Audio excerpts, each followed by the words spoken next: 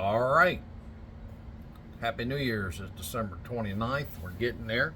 I'm up under this full wall slide. I did a video on the teach pendant and all that good stuff and how many voltage is supposed to be there. It's static and you got to watch it when it goes under load. But here we go. We found a gear that was busted. Okay. I don't know if you can see it, but it's right there.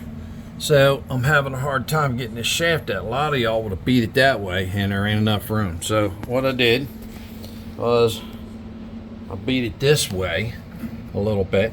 And then I said, well, I'm running out of room. So I made myself a tool. We got a bunch of tools. Hold on, put you on pause. It's this. There we go.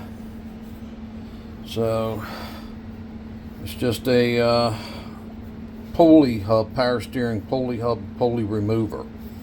All right, so this one is in there and I put the bearing in. That's a bearing, so when I load it up I hold this and I turn this one and it's inside the hole. Almost had it off, but and then there's the shaft coming out. All right, the shaft hooks to this motor here through a bunch of these couplers in there, and I'll go over all that. I'll just show you the tool.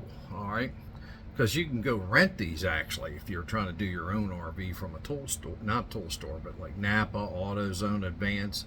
It's a power steering pump pulley tool. Okay, that'll help you get that out of it. This is the motor that's in the middle. There's 3 of them. All right. Thank you very much, Jeff from RV Diagnostics. Diagnostic tip of the day, DTTD. All right, I'm out of here.